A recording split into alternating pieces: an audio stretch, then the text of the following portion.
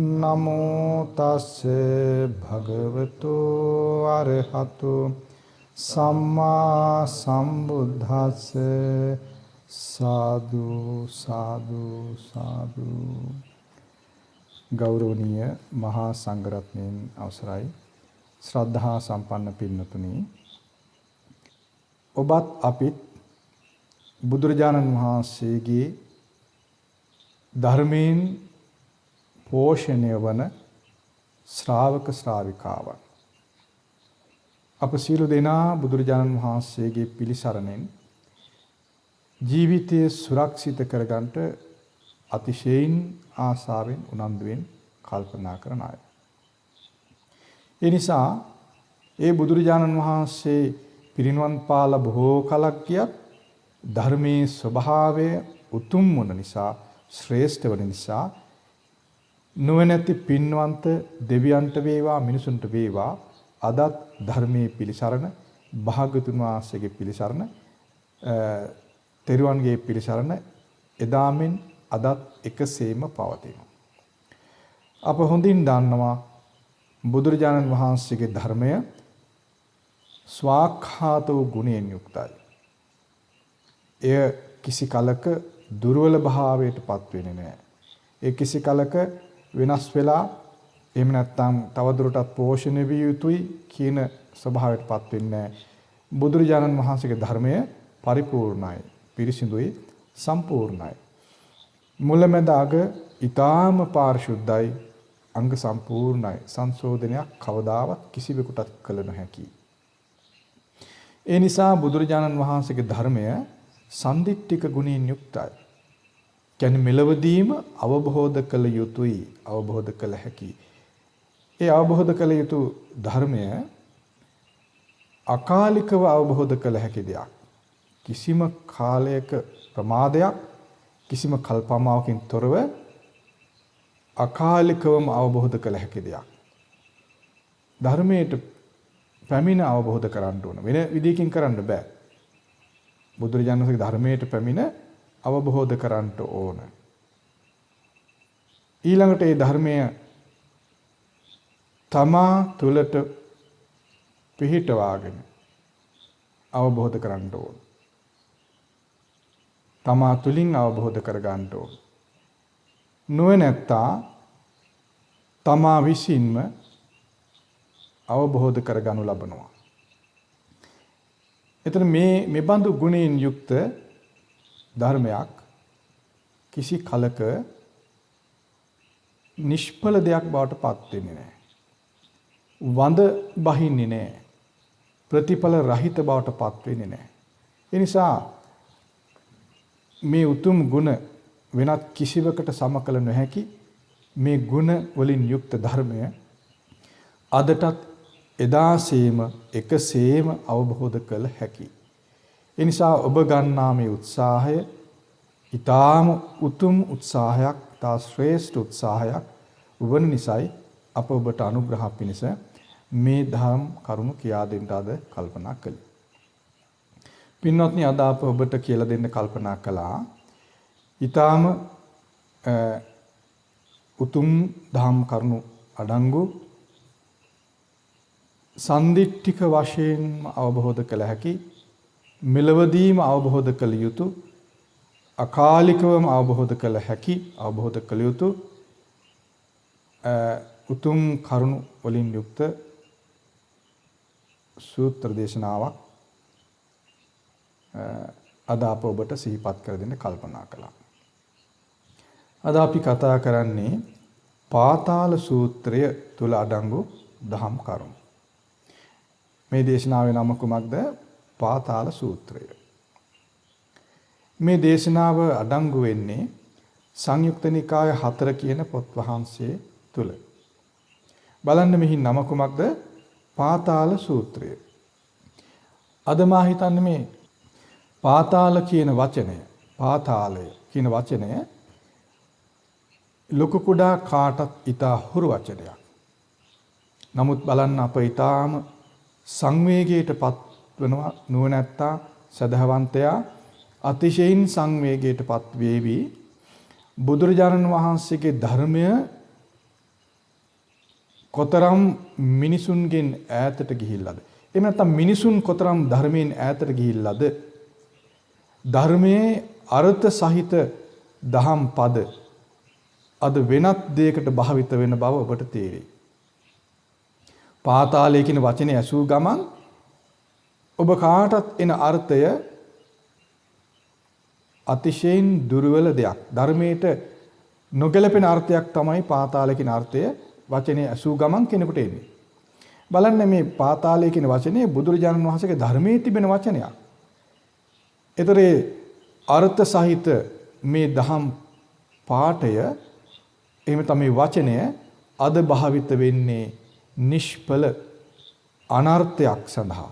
එහෙම නැත්නම් පොහුදුන් භාවිතයකට මේ වචනේ අද පැමිණ තිබෙනවා. ඒ කියන්නේ මේන් පේන්නේ මිනිස්සු ධර්මයෙන් ගොඩාක් ඈතට ගිහිලා කියන එකයි. නමුත් අප ධර්මයේ විදිහට තේරුම් ගත්තොත් ධර්මයේ අර්ථය තේරුම් ගත්තොත් මේ ධර්මයේ සම්දිට්ඨික ඵල සහිත බව අපි කවුරුත් පිළිගන්නවා. ඒ නිසා බලන්න පාතාලය කියන වචනය ඇසූ ගමන් එහි අර්ථය පාපී අර්ථයක් අපිට තියෙන්නේ. අපි දන්නේ නේද? නමුත් බලන්න බුදුරජාණන් වහන්සේ පෙන්වන ධර්මයේ තුල මේ වචනයෙන් මිනිසුන්ගේ අවබෝධය පුළුල් කරනවා. මිනිසුන්ට ගැඹුරු අර්ථයක් පෙන්වා දෙනවා. සියලු දුකින් නිදහස් වීම පිණිස ඒකාන්ත මඟ මේ වචනයට ගැබ් කර භාග්‍යවතුන් වහන්සේ පෙන්වනවා. නමුත් බලන්න මිනිසුන් ධර්මයෙන් ඈතට යන්න ධර්මයේ වචන භාග්‍යවතුන් වහන්සේගේ පාරිශුද්ධ වචන පෘථග්ජන භාවිතයට පැමිණ තිබෙනවා. අතිශයින් පාපකාරී භාවිතයකට පාපකාරී අර්ථයක් පිණිස උතුම් වචන භාවිත වෙන්න පටන්ගෙන තිබෙනවා. ඉතින් අප මේ ගැන අප තුළ සංවේගයක් තිබෙනවා. ඔබ තුළ සංවේගයක් ඇති විය යුතුයි. නමුත් අප ඊටාම සදහසිතින් මේ උතුම් ධර්මයන් තේරුම් අරගෙන භාගතුන් වහන්සේට සැබෑම ගෞරවාදරයක් පිණිස භාගතුන් වහන්සේ විසින් පෙන්වූ මේ අර්ථ සහිත දහම් පදවල අර්ථය ප්‍රමාදයකින් තොරව අකාලිකව ජීවිතයට ගලපාගත යුතුයි. එයයි භාගතුන් වහන්සේට කරන දක්වන ගෞරවය පුද සත්කාරය. එයයි භාගතුන් වහන්සේ කෙරෙහි අප තුළ පවත්විය යුතු උතුම් ගෞරවය වන්දනාව විදියටයි අපි කල්පනා කරන්නේ. බලන්න අපි බලමු පාතාලය කියන වචනේ අහුවාම අද එන අර්ථය අපි පැත්තකින් තියන්න. අද තිබෙන අර්ථය අමතක කරලා බුදුරජාණන් වහන්සේ ඒ කෙරෙහි ඒ වචනයෙන් අපට පෙන්වන උතුම් අර්ථය අප ඉගෙන ගනිමු. සාමාන්‍යයෙන් පාතාලය කියන වචනය තුල පෙන්වන්නේ හඳුනාගත නොහැකි තරම් ගැඹුරක් සහිත දෙයක්. ඇත්තටම තිබෙනවා නමුත් ඊටාම දුෂ්කරව අඳුරන්නට තියෙන. සාමාන්‍ය කෙනාට අඳුර ගන්නට බෑ. ඒ වගේ තමයි මේ පාතාලය පාතාලය බියජනක.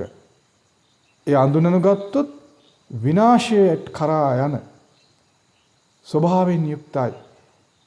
මෙන්න මේ නිසා තමයි මේ වැරදි භාවිතයකට මේ වචනේ අද ඇවිත් තියෙන්නේ.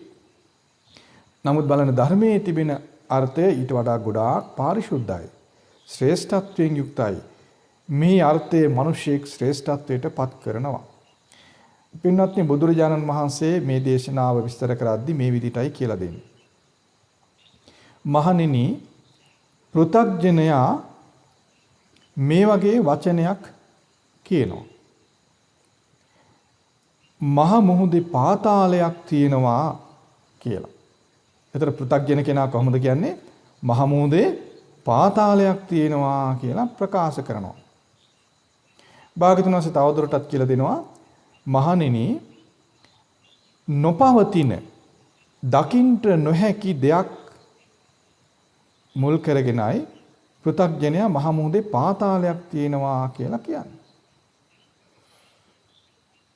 බලන්නතර පෘථග්ජන කෙනා මහ මුහුදේ පාතාලයක් තියෙනවා කියලා කියන්නේ කිව්වට දකින්න දෙයක් නැහැ. එහෙම ඇත්තටම එහෙම දෙයක්වත් නැහැ. එහෙම දෙයක් නැහැ, දකින්නත් නැහැ. නමුත් එයා කියනවා මහා මුදලි පාතාලයක් තියෙනවා කියලා.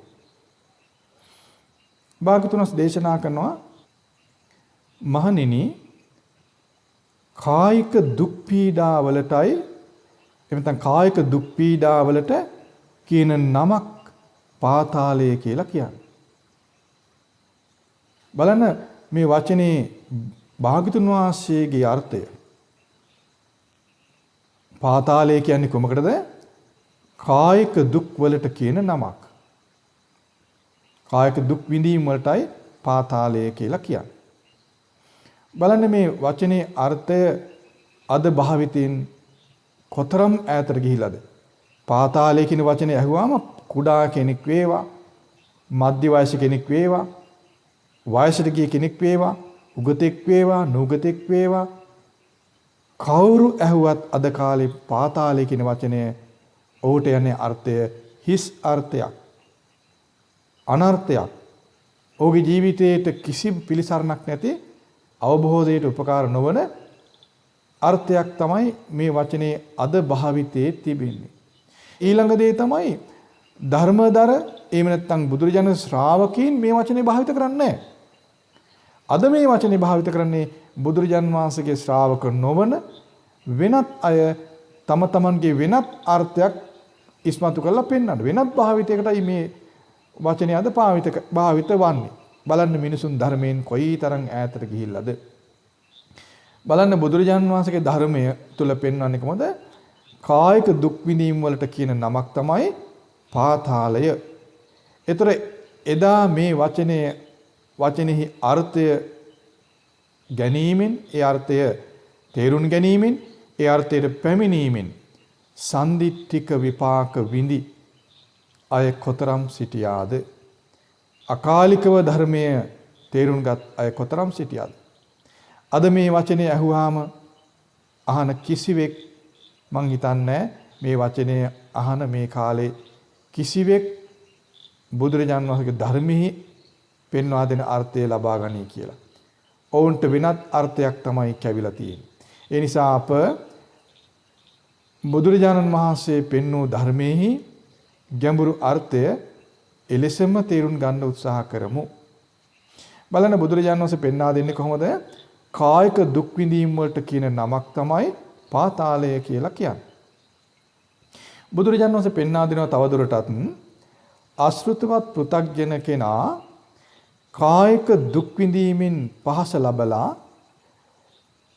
ශෝකයටපත් වෙනවා, කලන්තේ දානවා, විලාප දෙනවා. ඊළඟට විලාප තියෙනවා, පපුවට අත් වලින් ගහ ගන්නවා. ඊළඟට එයා සිහි මුලාවටපත් වෙනවා. භාගතුන් වහන්සේ දේශනා කරන මහණෙනි, ඒ තමයි ඔහු පාතාලේ නොපිහිටි. ඒකට කියනවා ඔහු ඒකට කියනවා අශෘතත් පෘථග්ජන කෙනා පාතාලේ නොපිහිටියා කියලා කියනවා. ඒතර යමෙක් පාතාලේ නොපිහිටියා කියලා කියන්නේ මොකටද? කායික දුක් විඳීමකින් පහස ලැබුවාම ශෝක කරනවා නම්, කලන්තේ දානවා නම්, විලාප දෙනවා නම්, පපුවට අත් වලින් ගහ ගන්නවා නම්, සිහි මුලාවටපත් වෙනවා නම් ඔහු පාතාලේ නොපිහිටි කෙනෙක්. ඒ වගේම බුදුරජාණන් වහන්සේ පෙන්වා දෙනවා ඔහු එයින් පිහිටක් නොලැබූ කෙනෙක් කියලා. ඊළඟට බුදුරජාණන් වහන්සේ පෙන්වා දෙනවා මහණෙනි, ශ්‍රුතවත් ආරි ශ්‍රාවකයා කායික දුක් විඳීමකින් පහස ලැබපුවාම ශෝක කරන්නේ නැහැ, කලන්තේ දාන්නේ නැහැ, විලාප දෙන්නේ නැහැ, පපුවට අත් වලින් ගහගන්නේ නැහැ, සිහි මුලාවටපත් වෙන්නේ නැහැ. මහණෙනි, ඒකට කියනවා ඔහු පාතාලේ පිහිටියා. ඔහු පිළිසරණ ලබා ගත්තා කියලා ප්‍රකාශ කරනවා. බලන්න මේ ධර්මයේ අద్భుතයිනේ. අద్భుත ධර්මයක්. බලන්න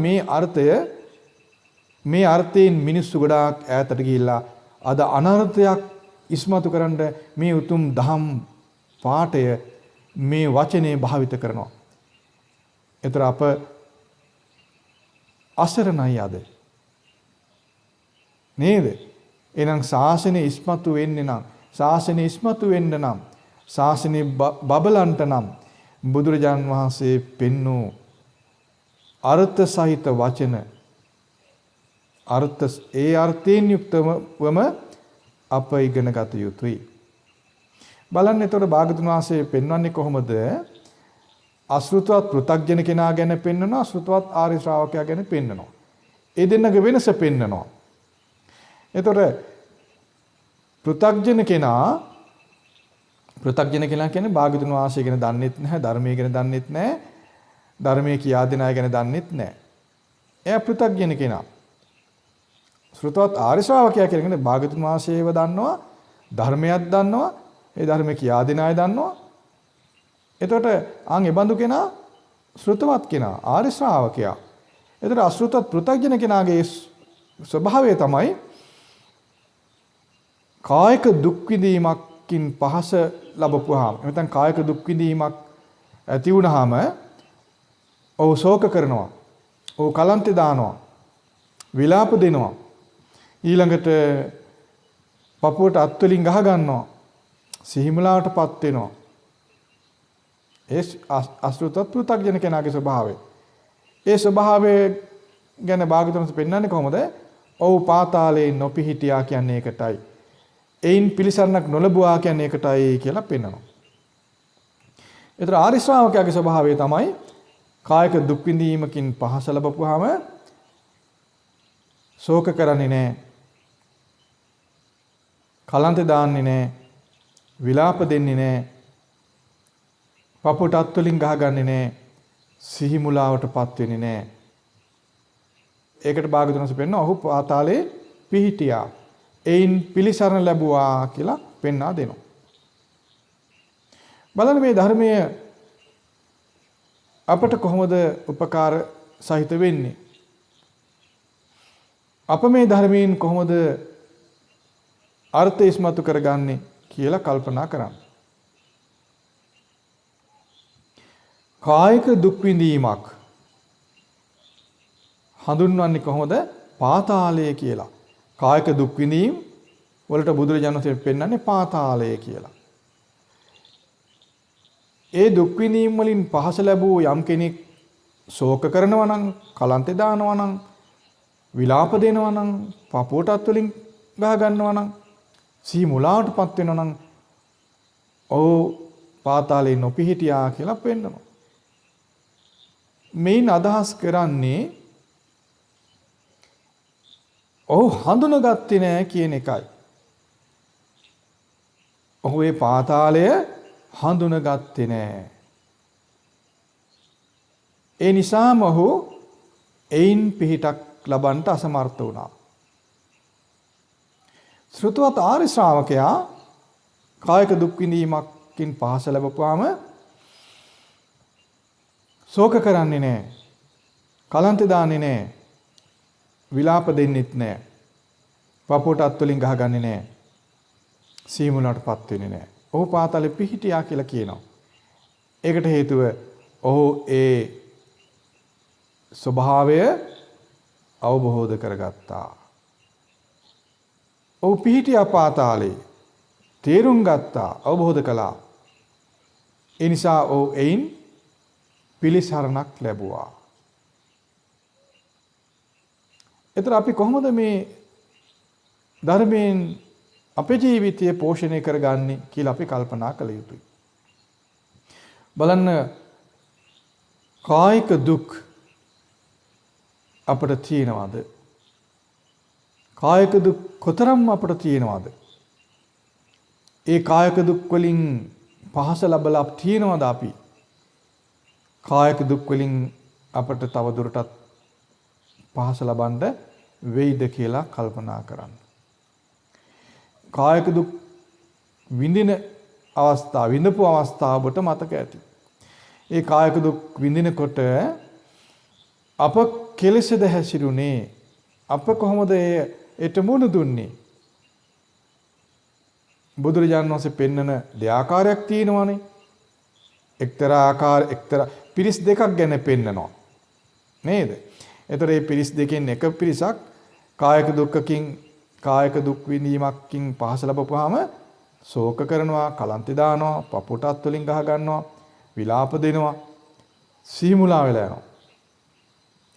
තව පිරිසක් ඉන්නවා ඒ වගේ දුක් විඳීමක් ඇති වුනහම ශෝක කරන්නේ නැහැ, විලාප දෙන්නේ නැහැ, කලන්තේ දාන්නේ නැහැ, පපුටත් වලින් ගහ ගන්නෙත් නැහැ, සීමුලාවටපත් වෙන්නේ නැහැ. දැන් අපි බලන්න ඕන මේ දෙපිරිසෙන් අපි කොයි වගේද කියලා හොයලා බලන්න ඕන.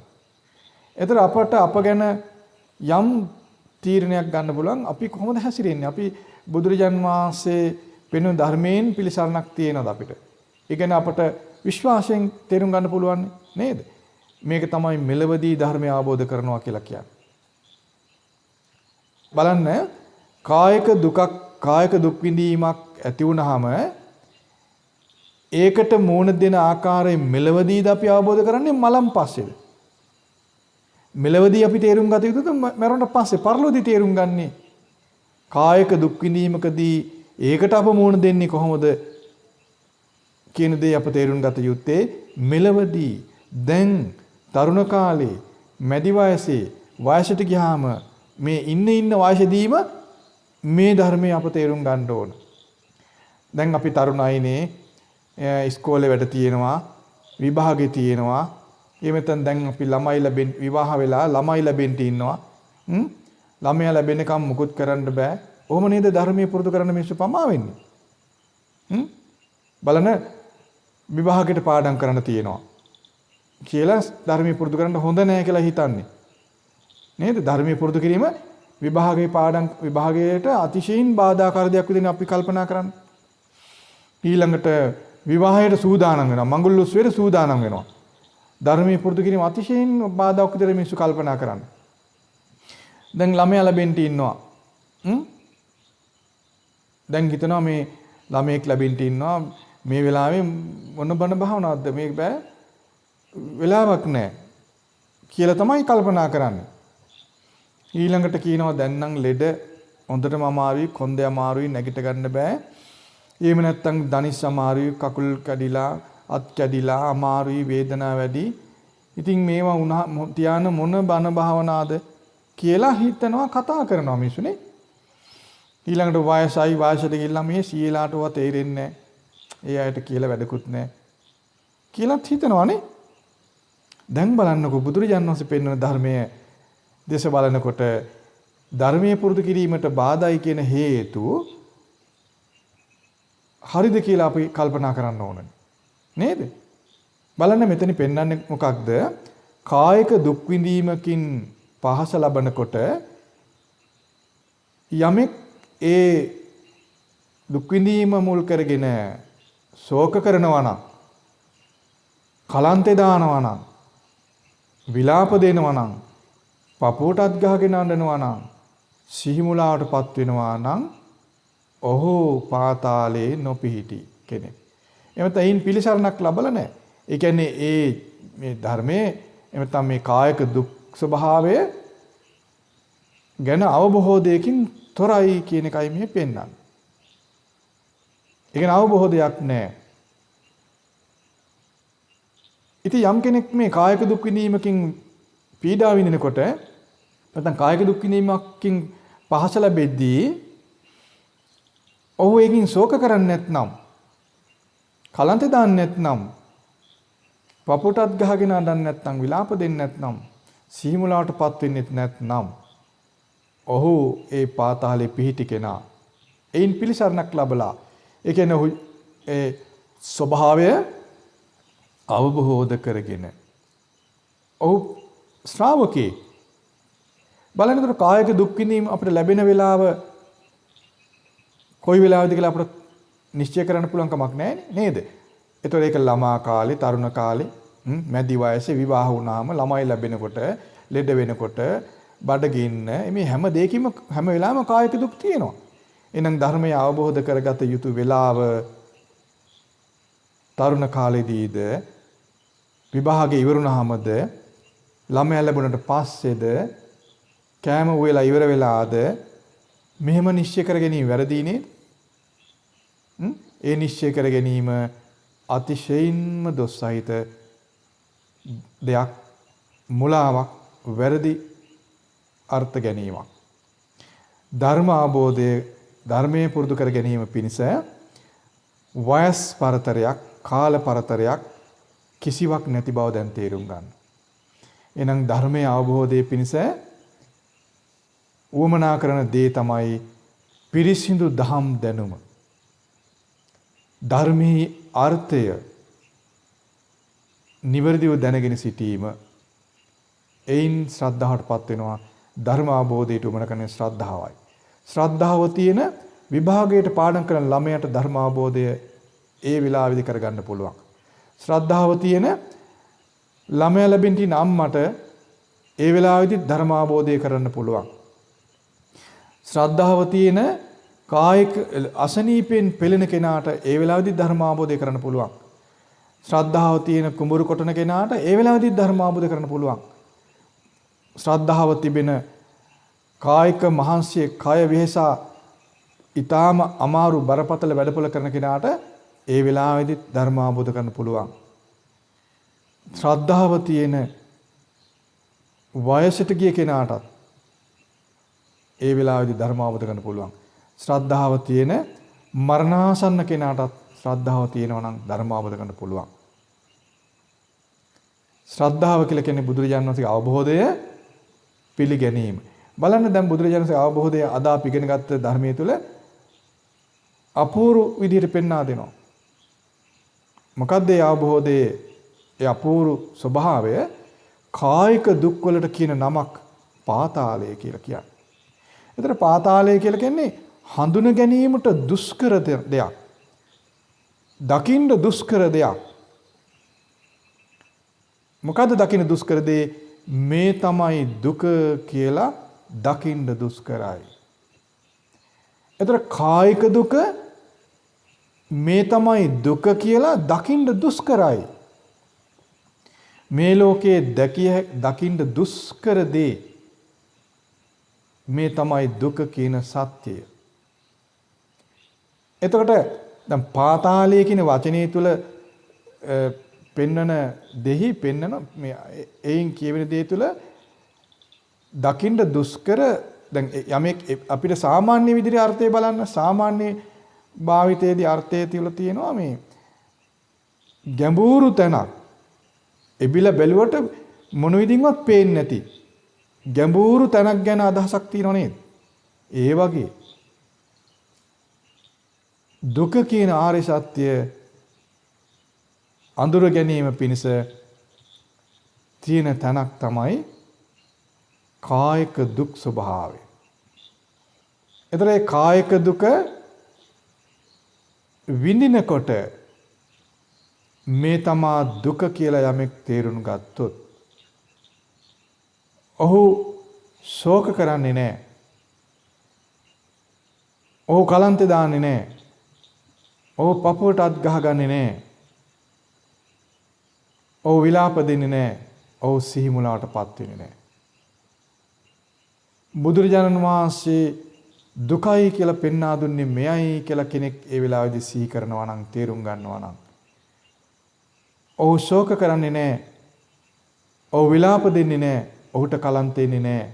ඔහු පපුවට අත් ගහගන්නේ නැහැ. ඔහු සිහි මුලාවටපත් වෙන්නේ නැහැ. අපි හිතමු පාඩම් කරන ළමයා, ඔහුට කායික දුකක් එන්න පුළුවන්. විවාහ වෙච්ච කෙනා ළමයා ලැබෙන්න යනකොට කායික දුකක් එනවා.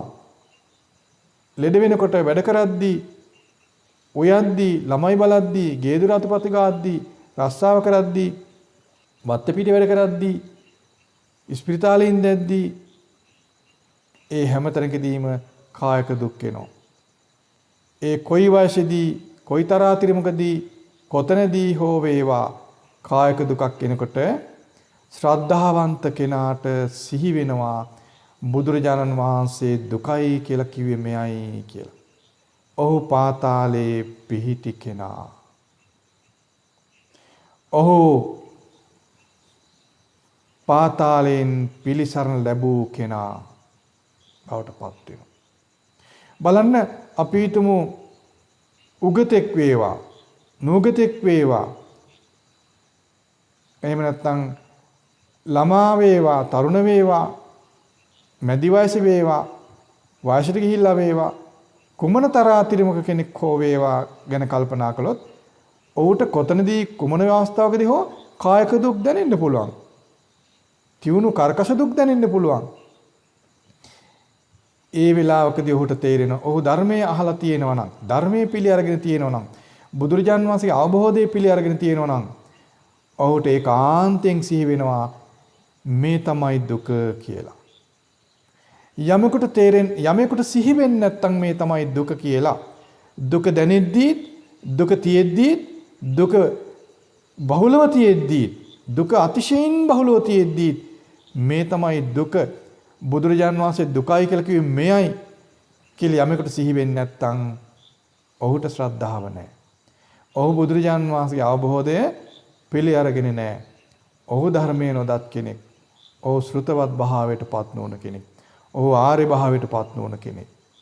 ආන් ඒ වගේ කෙනා ළමෙක් වේවා, තරුණෙක් වේවා, එහෙම නැත්නම් උගතෙක් වේවා ධර්මයේ පාඩම් තියෙන්නත් පුළුවන්, භාවනා කරලා තියෙන්නත් පුළුවන්, සමාධි තියෙන්නත් පුළුවන්. ඔහුට කායික දුකක් කෙනකොට ඔහුට තේරෙන්නේ නැත්නම් මේ තමයි දුක, මේ තමයි බුදුරජාණන් වහන්සේ පෙන්වූ දුක්ඛාරිය සත්‍යය කියලා ඔහුට සිහි වෙන්නේ නැත්නම් ඔහු ඒ දුකෙන් ශෝක කරනවා. ඔහු ඒ දුක් විඳීමෙන් ශෝක කරනවා. කලන්ත එනවා. ඔහු පපුවට අත් ගහ ගන්නවා. විලාප දෙනවා. අනේ අපොයි කියලා හිතනවා.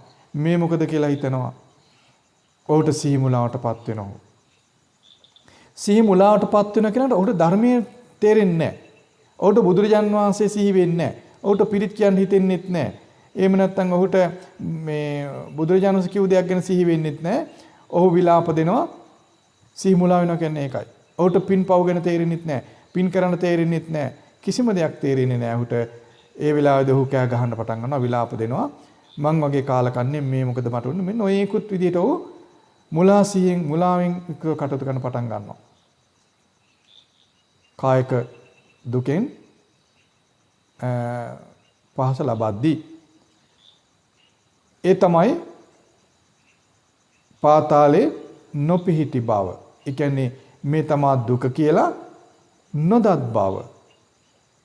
එතකොට ඔහුට ඒ ස්වභාවයෙන් පිළිසරණක් ලබන්න බෑ. ඒ නිසා දැන් හොඳට තේරුම් ගන්න දුක කියලා කියන්නේ විඳ ඉඳමින් විලාප දිදී ඉන්න එකක් නොවේ. එය අවබෝධ කර ගැනීමෙන් එයින්ම පිළිසරණක් තියෙනවා. දුක කියන්නේ පිළිසරණක් ලබන්න පුළුවන් තැනක්. කොහොමද? ඒ අවබෝධ කර ගැනීමෙන්. ඒකයි මේ කියන්නේ ශ්‍රුතවත් ආර්ය ශ්‍රාවකයා පාතාලේ පිහිටනවා. ඔහුෙන් පිළිසරණක් ලබනවා. ලැබපු කෙනා. බලන්නේ ධර්මයේ ස්වභාවය. එතකොට උට ශ්‍රුතවත් ආර්ය ශ්‍රාවකයාට කායික දුකක් දැනෙද්දී ඔහු පාතාලේ පිහිටි ස්වභාවයටපත් වෙනවා. කොහොමද පිහිටන්නේ? ඔහු කලන්තේ දාන්නේ නැහැ, ශෝක කරන්නේ නැහැ, විලාප දෙන්නේ නැහැ, පපුටත් ගහ ගන්න නැහැ. එතකොට ඒ කියන්නේ ඔහු පාතාලේ පිහිටලා. ඔහු එයින් පිළිසරණක් ලැබලා. ඒ කියන්නේ ඔහු තේරුම් ගන්නවා මේ තමයි දුක. මේ තමයි බුදුරජාන් වහන්සේ පෙන්වූ සත්‍යය. මේ තමයි බුදුරජාන් වහන්සේ පෙන්වූ දුක්ඛාරිය සත්‍යය. කියලා ඔහුට සිහි වෙනවා. ඔහු තේරුම් ගන්නවා. එතකොට මේ දුක කියන දේ ඔහු අවබෝධ කර ගන්නවා මෙලවදී. තමා තුළින් ඒ වෙලාවෙදීම කල්පමාවකින් තොරව අකාලිකව කියන්නේ ඒකට මෙලවදීම ඔහු තේරුම් ගන්නවා මේ තමයි දුක කියලා. ඒතර ඒක සම්දිට්ඨික බව. ඒ වෙලාවේදීම ඔහු තේරුම් ගන්නවා මේ තමයි බුදුරජාන් වහන්සේ පෙන්වූ දුක්ඛාරිය සත්‍ය කියලා. අකාලිකයි, ප්‍රමාදයක් නැහැ, කල්පමාවක් නැහැ.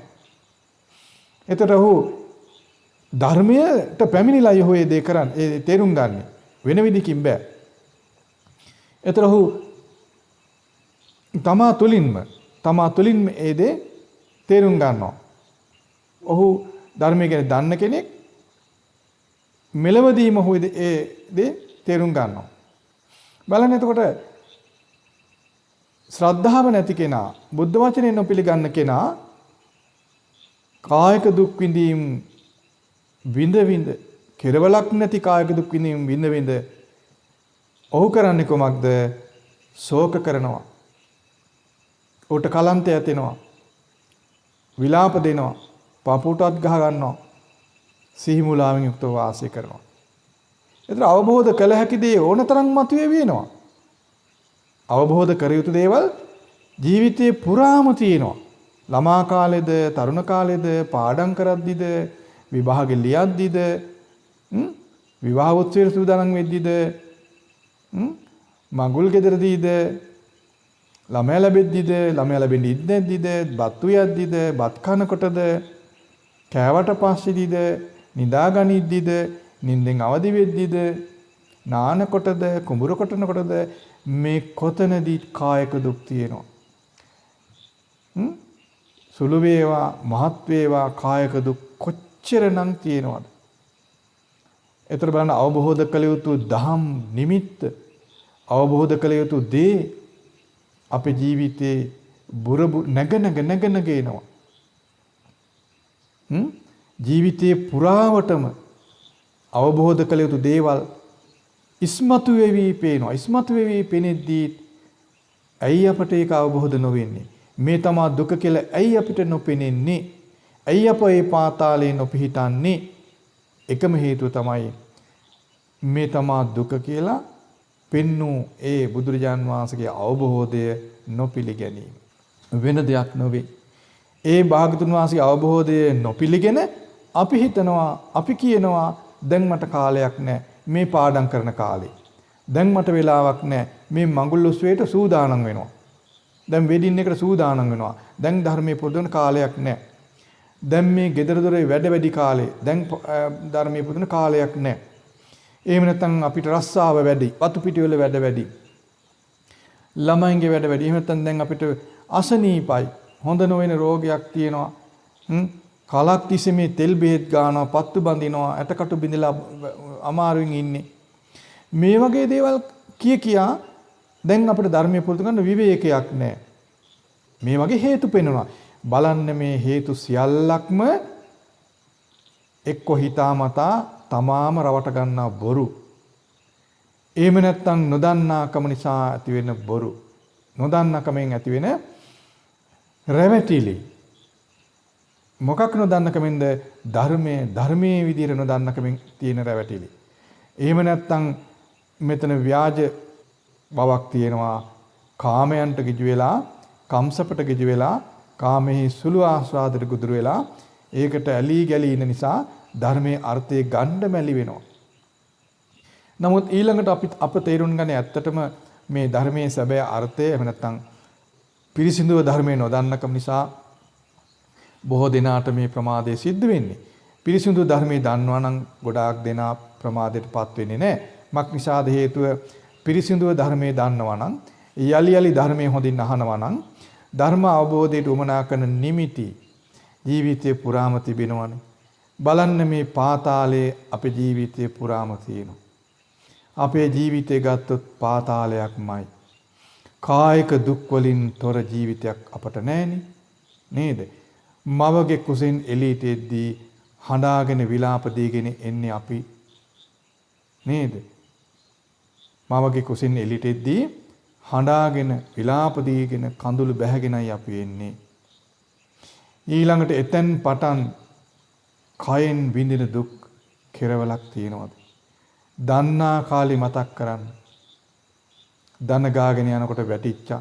වැලි ඇනෙමින් දන ගාගෙන යනකොට වැලි ඇනිලා අඬපුවා. මල මූත්‍ර ගොඩේ ඉඳගෙන අපි හිටපුවා. ඇඟ හිරි වැටලා නේද? ඊළඟට කන්න බැරුව අපි දඟලපුවා. පොඩි කාලේ, ගොඩක් පොඩි කාලේ. ඊළඟට කායික දුක් වල ප්‍රමාණය අපට ගණන් කළ ඉවර කරන්න බෑනේ. නේද? මේ කයේ කෙස්වල හැර, ලොමුවල හැර, නියපොත්තේ කපලා දාන අග ටිකේ හැර අන් හැමතැනම දුක් විඳීම් අපි කොච්චර ලබලා ඇද්ද? නියපොතුවල වේදනා, දත්වල වේදනා, විදුරු මස්වල වේදනා, දිවේ වේදනා. බලන්න කනකොට දිව හැපිලා, කනකොට විදුරු මහ හැපිලා කොච්චර වේදනා අපි විඳිනවද? උගුරේ වේදනා, බත් ගිලිනකොට ඇති වෙන වේදනා, බඩේ වේදනා, බඩවැල් වල වේදනා, මල පහ කරද්දී ඇතින වේදනා, මෝත්‍රා කරද්දී ඇතින වේදනා. ඊළඟට නිදාගනිද්දි බලන්නකෝ අතපය රිදෙනවා, ඇනෙනවා, බෙල්ල රිදෙනවා. පුටුවේ ඉඳගෙන ඉන්නකොට බලන්නකෝ කකුල හිර වැටෙනවා, ඇඟ ඇනෙනවා. ඊළඟට බලන්නකෝ බස් එකේ යද්දි වේවා, සැප පහසු වාහනේ යද්දි වේවා බලන්නකෝ වේදනා. ඇඳුමක් අඳින්දි ඇඳුම හිර වෙලා ඉලාස්ටික් එකට හිර වෙනවා, දාඩිය දානවා. කායික වේදනා. අවුව වැඩි වෙද්දි වේදනා තියෙනවා, සීතල වැඩි වෙද්දි වේදනා, මැස්ස මඳුරුව කනකොට කායික වේදනා තියෙනවා. ඊළඟට කෑමට ලුණු ටිකක් දැනුණොත් වැඩි වුණොත් දිව මුල් වෙලා වේදනා දැනෙනවා, දුක් විඳීම් දැනෙනවා අපිට. කයට දැනෙන්නේ ඒක, හිතට නෙමෙයි. නේද? බත් කනකොට ගලක් කැපුණොත් දත හිරි වැටිලා යනවා. කායික වේදනා එනවා. එතකොට මේ වගේ කොච්චර කායික විඳීම් දුක් විඳීම් අපි විඳලා ඇද්ද? ඊළඟට කය කැපිලා, තුවාල වෙලා, කැඩිලා, බිඳිලා යන දුක් විඳීම්. මේ දක්වා විඳපු දුක් විඳීම්, මේ දක්වා විඳපු කායික දුක් විඳීම් කොච්චර තියෙයිද? ඒ දුක් විඳීම් ලැබෙද්දී අපට මේ ධර්මයේ කොච්චර දහම් කරුණු දැනගෙන ඉන්න ඇද්ද? සූත්‍ර විදිහටම සූත්‍ර කීයක් දැනගෙන ඉන්න ඇද්ද? ගාථා විදිහට කීයක් දැනගෙන ඉන්න ඇද්ද?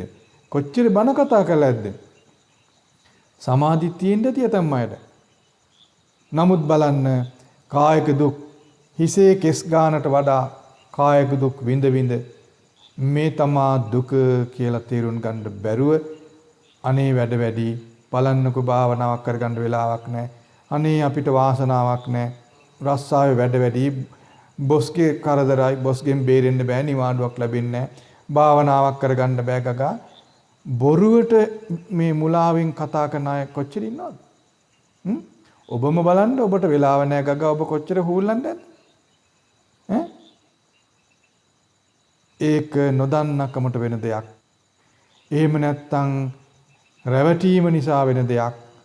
එහෙම නැත්තම් ව්‍යාජ කල්පනාවෙන් වෙන දෙයක්. හිතාමතා තමාම රවට ගන්න දෙයක්. අන්නේ අනුවණකම අප දැන් අතහැරිය යුතුයි. අප නිවැරදි ශ්‍රද්ධාවට පැමිණිය යුතුයි. බුද්ධ වචනේ එලෙසම අප දරාගත යුතුයි. ධර්මය දැන් අප දරාගත යුතුයි. පාතාලය අප තුල තියෙනවා. ඒක අඳුරගන්න, එහි පිහිටන්න පාඩම් කිරීම බාධාවක් වෙන්නේ නැහැ. ඔබේ දරුවා පාඩම් කරනවා නම් ඒ පාඩම් කිරීම මේ ධර්මයේ අවබෝධ කරගන්න බාධා වෙන්නේ නැහැ. බය වෙන්න එපා. ඔබට රස්සාව බාධා වෙන්නේ නැහැ භාවනා කරන්න, මේ ධර්ම අවබෝධයට.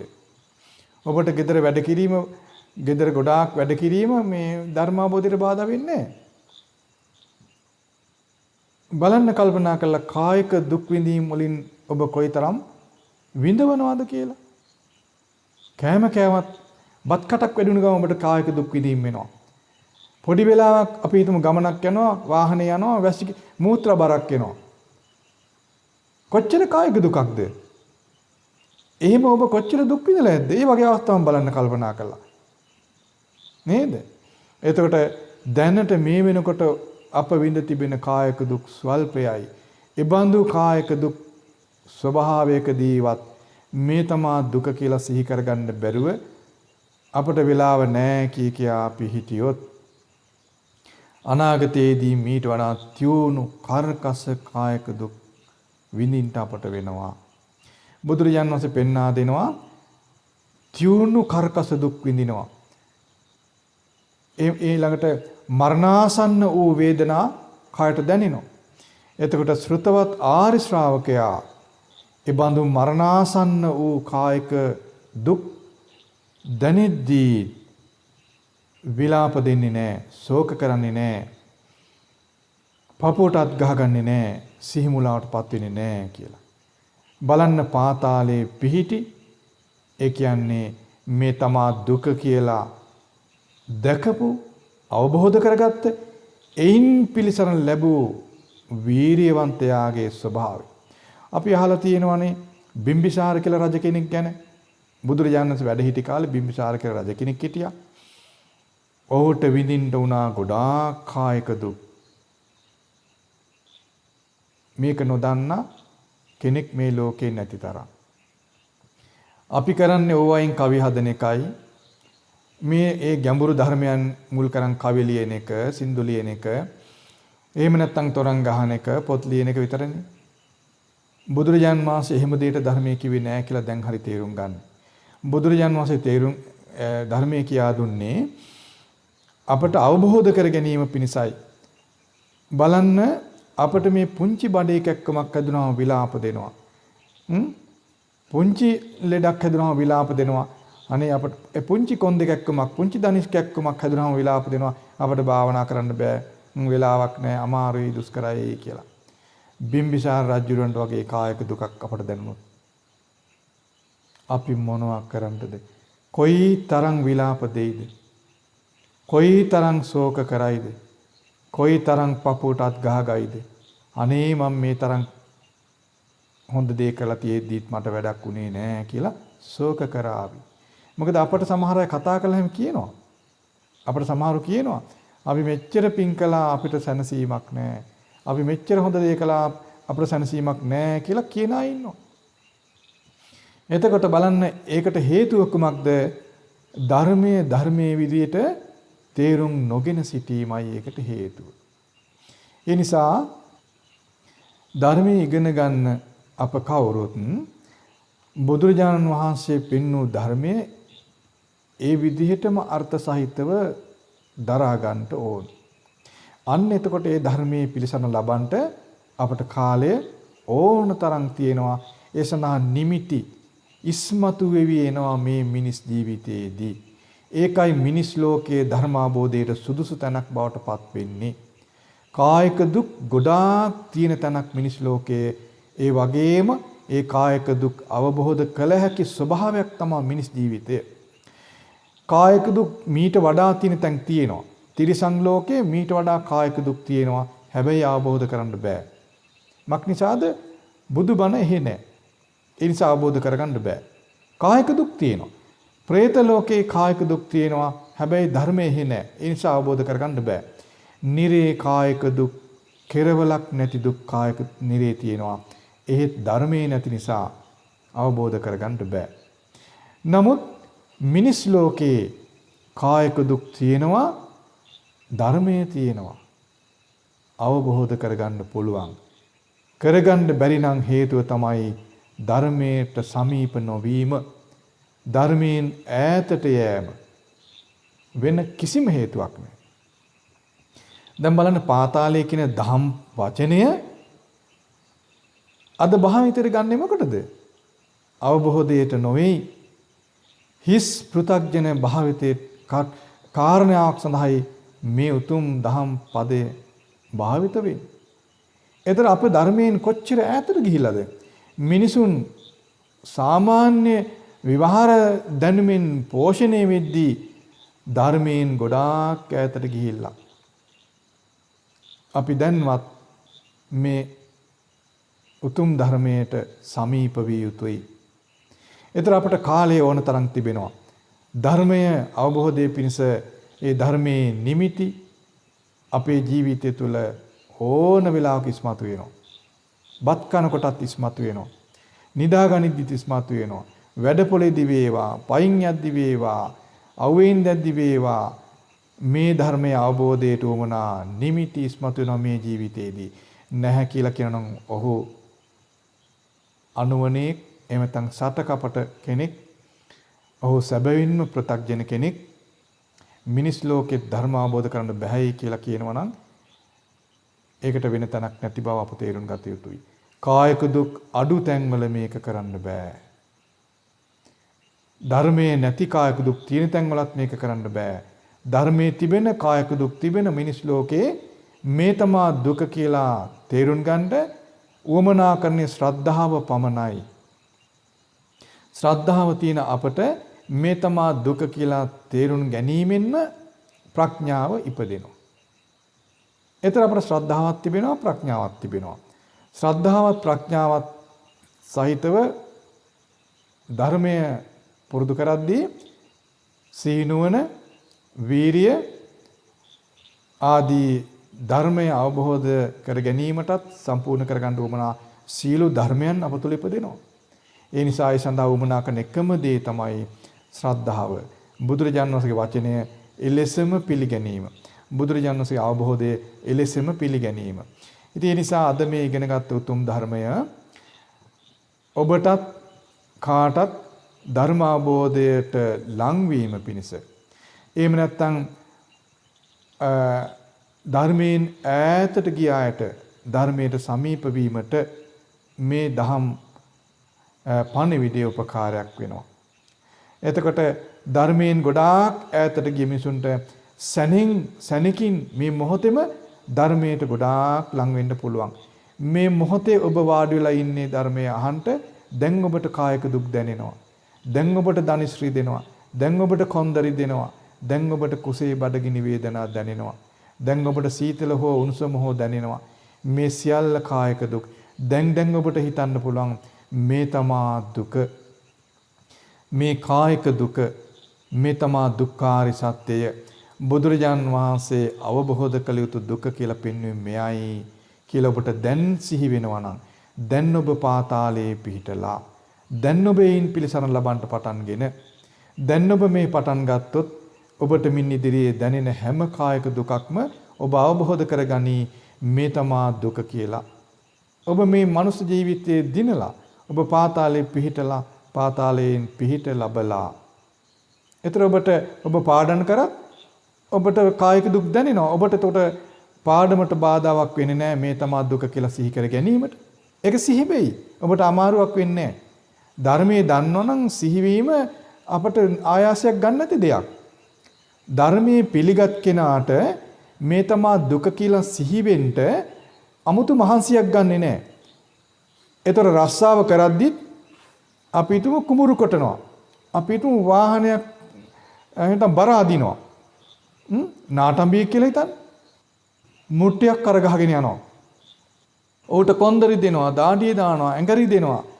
ඔහුට ධර්මයේ දන්නවා නම් ඔහුට සිහි වෙනවා මේ තමා දුක, මේ කායික දුක, මේ දුක්ඛාරි සත්‍ය කියලා ඔහුට සිහි වෙනවා. හැබැයි ඔහු බර කරගහගෙන යනවා. බලන්න ධර්මයේ දන්නා කෙනා, ධර්මයේ පිළිගන්න කෙනාට ධර්මයේ සිහි වෙන්න කිසිම බාධාවක් නැහැ.